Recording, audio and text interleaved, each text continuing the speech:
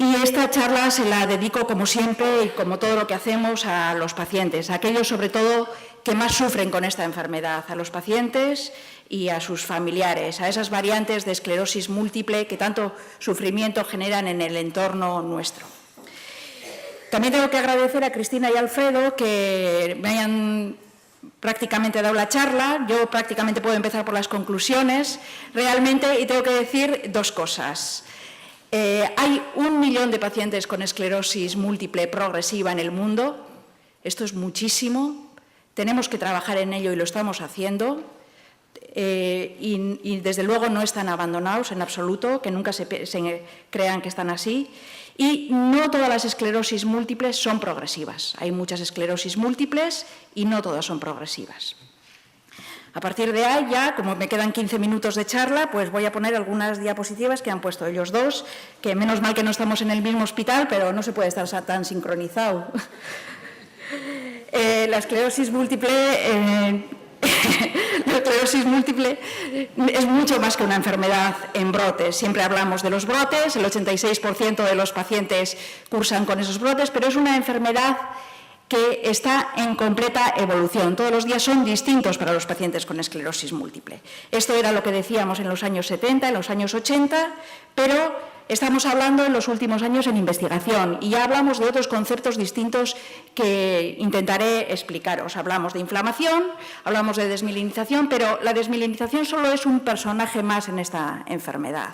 Hablamos de que existe una degeneración, pero degeneración en términos médicos no significa lo mismo que progresión. Son dos conceptos distintos. Hablamos de atrofia cerebral, de agujeros negros, de daño axonal, etcétera, etcétera. En cuanto a los conceptos que tenemos, pues ya los ha explicado el doctor Antigüedad. Es una enfermedad neurológica que puede ser potencialmente discapacitante, es más frecuente en mujeres, pero hoy por hoy también vemos pacientes que debutan con la enfermedad antes de los 14 años o pacientes que debutan con la enfermedad después de los 50 años, un 5% en total. El diagnóstico sigue siendo clínico, lo que los pacientes cuentan, la historia de los pacientes es lo más importante. Luego nosotros nos ayudamos de resonancias cada vez más potentes, de estudios de líquido cefalorraquídeo. Sabemos que es un proceso autoinmune, todavía hay muchas cosas por esclarecer. Y la desmielinización, que hablábamos antes, de las placas esas de esclerosis múltiple, pues solo es una parte de la historia. Para entender bien la esclerosis múltiple y para que haya que investigar en ella, tenemos que conocer cómo evoluciona. Es una enfermedad en la que hay dos aspectos importantes. En los primeros años y en muchos pacientes, lo que predomina cuando estudiamos el cerebro de estos pacientes es la inflamación. En este momento, cuando hay mucha inflamación, muchos de los tratamientos son muy eficaces. En cambio, hay otra fase en la que lo que puede predominar es la degeneración de los axones, que luego pondré otra diapositiva. Entonces, en esa fase es donde ya los tratamientos que tenemos actualmente no son tan eficaces. Los tratamientos que teníamos en los años 90, la primera generación de tratamientos como el interferón, el acetato de glatirámero, conseguían controlar en brotes. Y no nos creíamos y lo conseguimos. Conseguimos controlar los brotes, que los pacientes tuvieran menor número de recaídas. Y esto nos parecía increíble. Luego hemos conseguido controlar en algunos pacientes la progresión, ralentizar esa progresión. Y tampoco pensábamos que lo íbamos a conseguir nunca. Y ahora, en esta fase, en las fases progresivas, estamos intentando reparar el tejido cerebral que está dañado. Y en esto estamos. En 1996 se presentaron estos criterios para clasificar las variantes evolutivas. Muchos de los pacientes sabéis que tenían una forma remitente recidivante. A muchos os hemos dicho, usted tiene una forma en brote, remitente recidivante. Es la más frecuente en las fases iniciales, que cursa en brotes, con remisiones, con periodos de estabilidad. El 86% de los pacientes en las fases primeras de la enfermedad están en esta fase. Y luego existe otra forma que es menos frecuente, la primariamente progresiva, que no cursen brotes, ocurre en torno a un 10% de los pacientes, y los pacientes desde el principio evolucionan de una manera lentamente progresiva. Cada vez tienen más dificultad para caminar, la resistencia a la hora de caminar empeora progresivamente a lo largo del año, de los años. Igual no se notan las diferencias de mes a mes, pero se notan las diferencias de años a años. Y luego, por desgracia, teníamos una forma de evolución. Había pacientes que los primeros años de enfermedad estaban en una fase en brotes, pero luego, con el paso del tiempo, evolucionaban a una forma secundariamente progresiva, que les iba provocando cierta discapacidad, sobre todo a la hora de movilizarse, a la hora de mantener la resistencia para caminar, y esta es una batalla que tenemos ahora en investigación. Bueno, pues esto ha cambiado, y han cambiado incluso la clasificación.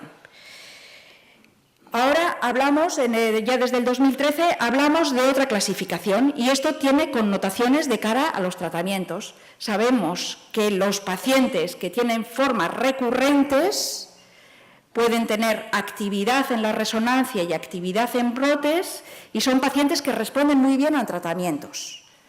Luego, hay otros pacientes que tienen formas progresivas, pero teniendo formas progresivas siguen teniendo brotes, y si les hacemos una resonancia tienen actividad en la resonancia y también responden a algunos tratamientos. No tan bien como las formas recurrentes, pero sí que son eficaces esos tratamientos. Y esto tiene cierta importancia, porque muchas veces antes, cuando decíamos un paciente con una forma primariamente progresiva no responde a nada y no hay ningún tratamiento eficaz. Se han hecho ensayos con algunos medicamentos que un subgrupo de pacientes sí que respondían a esos tratamientos. O sea que vamos a ir olvidándonos de las formas secundariamente progresivas, primariamente progresivas, porque esto está cambiando. Cada paciente es un mundo, como veis. El problema fundamental era la evolución. Cuando nos encontramos con un paciente en la consulta, el primer año de enfermedad, cuando le decimos, pues has tenido brotes, tienes una forma remitente, recidivante, no sabemos cómo va a estar 20 años después o 30 años después. Y esta incertidumbre que genera la enfermedad es de lo peor para los pacientes. La incertidumbre de la enfermedad es terrible. Entonces, estamos buscando marcadores en distintos aspectos, marcadores clínicos, marcadores en resonancia magnética, algunas claves, algunos patrones en resonancia, marcadores en líquido cefalorraquídeo, en genética, que nos orienten para saber qué pacientes van a tener mejor y peor pronóstico. Por eso muchas veces os pedimos sangre para investigar en este tipo de marcadores. Y estamos en ello. O sea que el papel de buscar distintos patrones, no todos los pacientes con esclerosis múltiple son iguales, como veis. Hay distintos patrones, hay distintas esclerosis múltiple. Es una enfermedad muy heterogénea y por eso unos pacientes responden a una medicación y otros no responden a esa medicación, a pesar de que tengan formas en brotes o formas secundariamente progresivas. Y ahí está el kit de la cuestión, o uno de los kits. Cada vez la resonancia tiene un papel más importante. En los años 80 era muy difícil que tuviéramos, pero sabemos que el cerebro en los pacientes con esclerosis múltiple no solo son placas de desmielinización. Hay una inflamación en todo el cerebro, incluso la parte del cerebro, la sustancia del cerebro que aparece o es aparentemente normal, está inflamada. Y se produce una evolución del cerebro a lo largo del tiempo. Se producen algunos cambios, aunque el paciente esté completamente normal, que tienen que ver con la atrofia cerebral, con los agujeros negros, etcétera, etcétera. Y esto es lo que estamos estudiando. Y va a tener especial relevancia en los próximos años. Nos apoyaremos mucho en lo que el paciente nos cuente, como siempre, pero también nos apoyaremos en la resonancia, en pruebas de líquido cefalorraquídeo y en pruebas de marcadores en sangre. Y a lo largo del tiempo el cerebro cambia. El cerebro cambia en personas sanas, con la edad, lógicamente. Un cerebro de una persona sana se va atrofiando, pero en los pacientes con esclerosis múltiple también se producen cambios. Y muchos de los tratamientos van destinados a controlar estos cambios. Tenemos fármacos que controlan la inflamación, Intentamos tener fármacos que controlan la progresión de la enfermedad, incluso la atrofia, y en ello estamos. Y esto es una realidad. En los años 90 esto no había y ahora sí que los tenemos.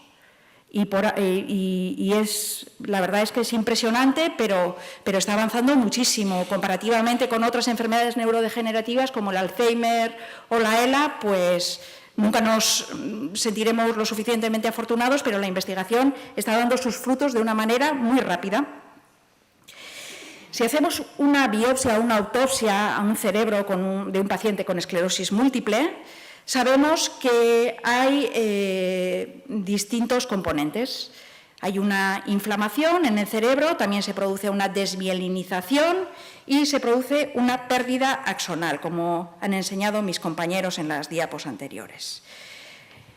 Sabemos que en las fases iniciales hay una inflamación importante, la inflamación también cambia, al principio es mucho más focal y posteriormente es más difusa.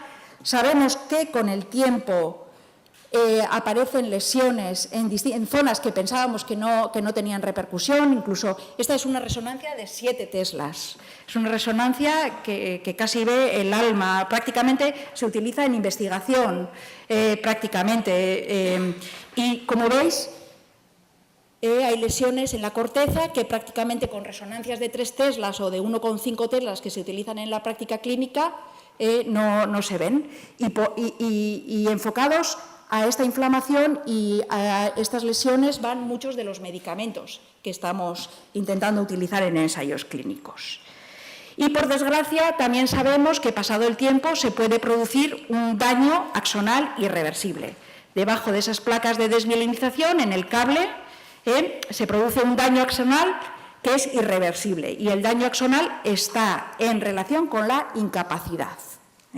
La incapacidad o la discapacidad viene relacionada con que un paciente pase a una forma secundariamente progresiva de la enfermedad. Así todo, todavía estamos huérfanos de patrones que nos ayuden a correlacionar esas variantes clínicas que tenemos, lo que vemos en la consulta diaria, con estos patrones que vemos en la anatomía patológica. Es una enfermedad muy variable, muy heterogénea, no hay 2 pacientes iguales, incluso las lesiones que se ven en el cerebro son distintas, se han hablado de 4 patrones, se seguirá investigando en los próximos años y sabemos que unos pacientes responden bien a unos tratamientos y a otros en función del patrón que tengan. En investigación, no solo los investigadores básicos y clínicos tienen su importancia. En los últimos años, los pacientes han tomado las riendas de la situación y esto para nosotros ha sido muy beneficioso. Ahora tenemos lo que se llama el paciente activo, el paciente que necesita una información veraz, fiable y la quiere, que toma decisiones sobre sus tratamientos, que arriesga o es más conservador con los tratamientos y tiene una parte decisiva. En conjunto con el médico, tiene derechos, tiene responsabilidades, se hace responsable de su salud en general y también quiere que los proveedores de salud, de los sanitarios y la sociedad le entienda. Entonces, en este sentido, los pacientes y las asociaciones de pacientes de varios países han creado la alianza, como hemos dicho, la Alianza Internacional para el Estudio de la Esclerosis Múltiple Progresiva.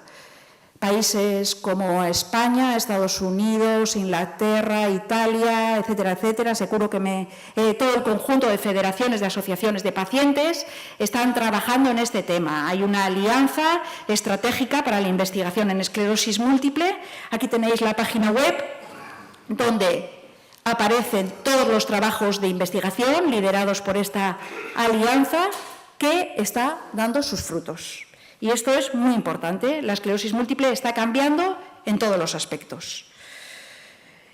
Y desde el punto de vista de investigación, esta es una página web del Gobierno de Estados Unidos en la que está actualizada y en la que aparece que actualmente hay 1.372 estudios en distintas fases en esclerosis múltiple, liderados por distintas industrias farmacéuticas, sobre todo, y como veis tiene una forma de embudo. Hay algunos fármacos que ya han pasado las sucesivas fases, han pasado la fase 1, la fase 2, ya están en fase 3 y están dando sus frutos, están aplicándose en grupos de pacientes internacionales. Y hay multitud de tratamientos, y hay algunos tratamientos que ya no solo reducen los brotes, no solo reducen la progresión, sino que están reparando el daño cerebral provocado. Todo es poco, sabemos que hoy en día no podemos curar la enfermedad, tenemos un trabajo importante por delante, pero cada vez controlaremos a mayor número de pacientes. Como veis, hay fármacos orales, hay fármacos inyectables, incluso hay terapias de intercambio celular que todavía están en fases incipientes, hay vacunas, etcétera, etcétera. Muchas se quedarán en el camino, sobre todo por una cuestión de seguridad, de efectos secundarios, pero la carrera acaba de empezar prácticamente.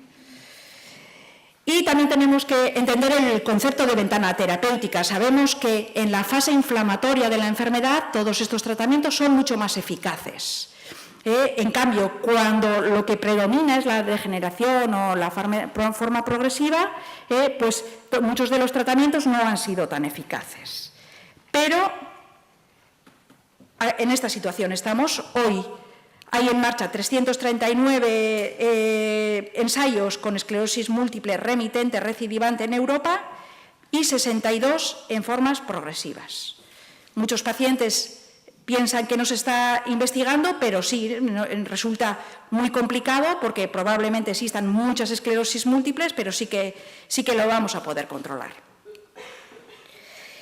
Y no solo los tratamientos son importantes, sino que hay nuevas dianas terapéuticas de las que no voy a hablar, pero llevar una vida sana, el papel del tabaco, el papel de la vitamina D, el sol, de todas estas investigaciones nos va a hablar mi compañero, el doctor Sabas Boyero, que hago su presentación este año. Sabas Boyero ya trabajaba de residente cuando tenía 26 o 27 años, le dejaba a cargo de mis pacientes, o sea, imaginaros la responsabilidad a la que le sometí, y desde luego era porque confiaba 100% en él, y ahora le dejo este papel. No le voy a pisar más la charla y agradecer que estéis aquí y vamos a seguir con vosotros.